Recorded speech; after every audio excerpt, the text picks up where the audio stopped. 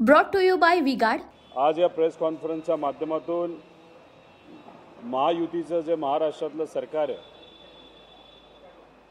ते फक्त मलिदाच्या मागे आणि कमिशनच्या मागे कसं आहे हे कुठेतरी सांगण्याचा प्रयत्न मी इथं करत आहे। याच्या आधी अनेक विविध घोटाळे ज्याच्यामध्ये आरोग्यापासून आदिवासी समाजाच्या मुलांना दिलं जाणारं दूध असेल नाही तर एससी समाजाच्या मुलांना दिलं जाणारं जेवण असेल याच्यामधले काही घोटाळ्याबद्दल मी सांगितलं होतं।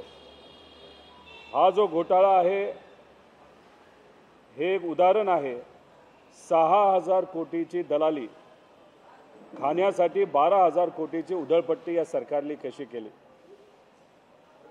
विभाग MSIDC म्हणजे PWDच्या अंतर्गत येणारा हा विषय आहे।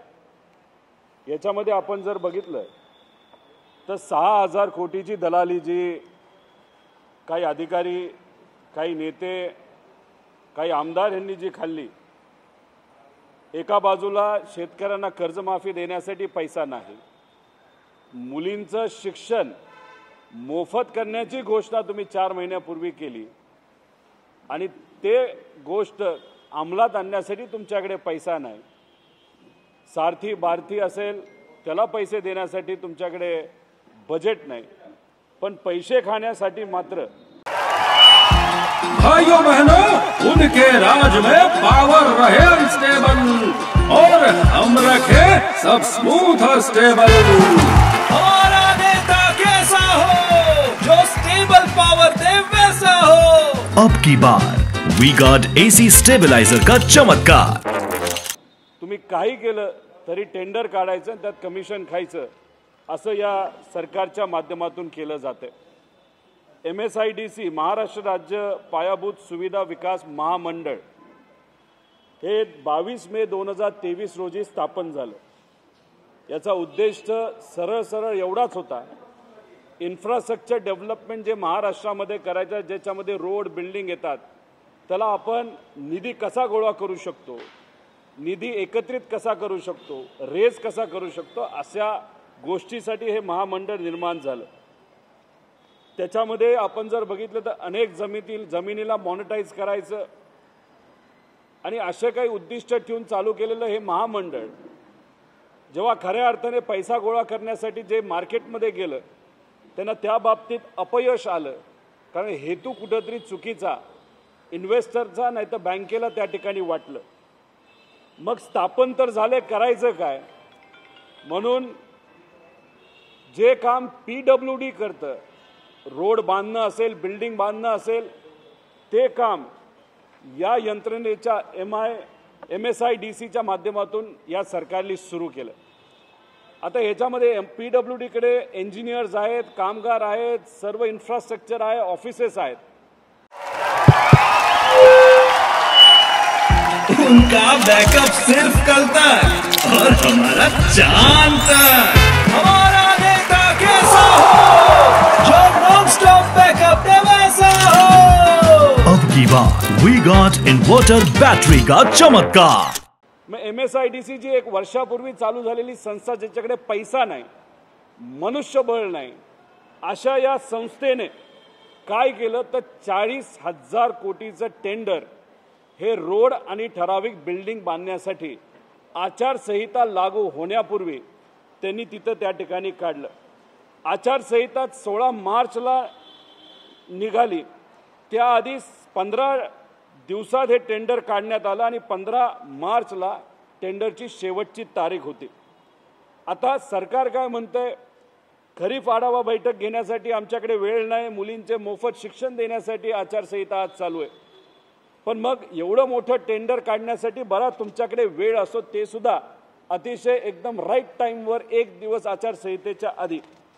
आता ह्याच्यामध्ये झालंय काय, या 40,000 कोटीमध्ये करीबन 15% कमिशन हे घेण्यात आलं अशी चर्चा आहे, ज्याच्यामध्ये 5% कमिशन हे खात्याचे जे प्रमुख आहेत, काही राजकीय लोक सुद्धा असू शकते, असांना 5% कमिशन दिलं गेलं अशी चर्चा आहे।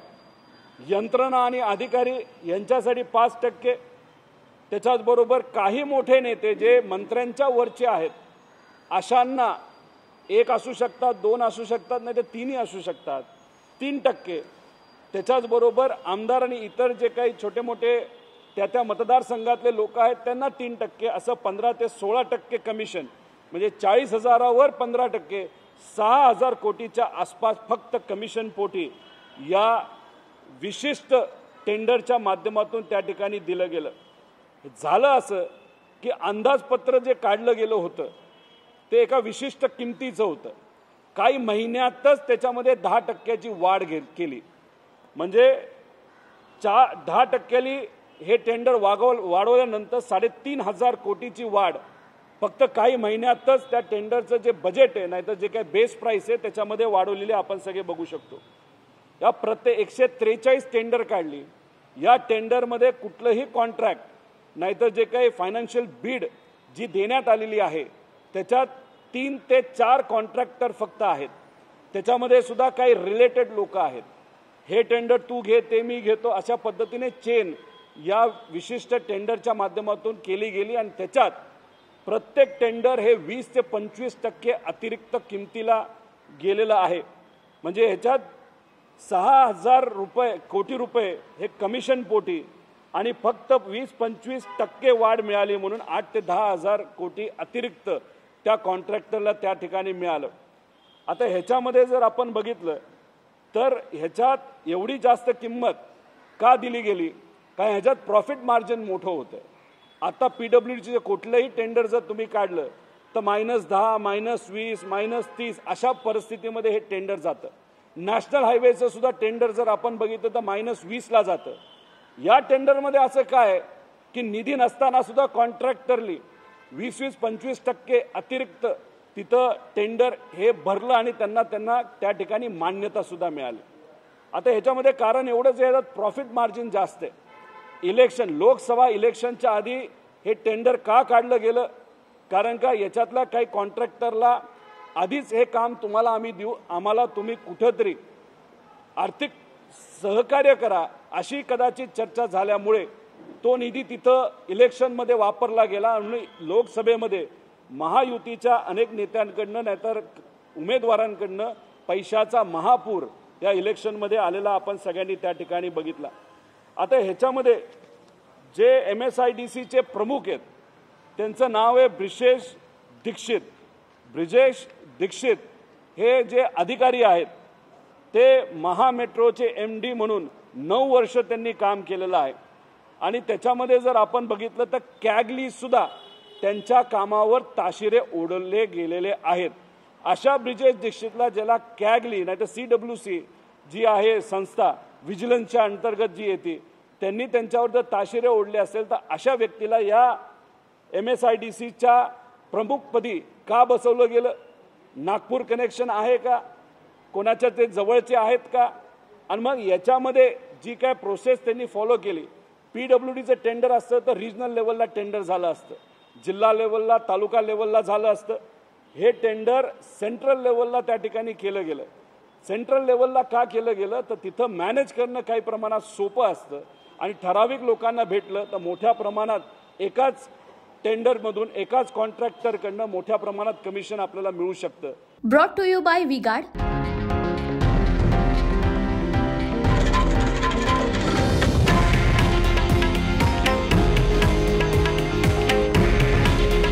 हे आहे देशातील नंबर 1 न्यूज नेटवर्क आणि आपण पाहत आहात TV9 मराठी. काळजी तुमची, हित महाराष्ट्राचं.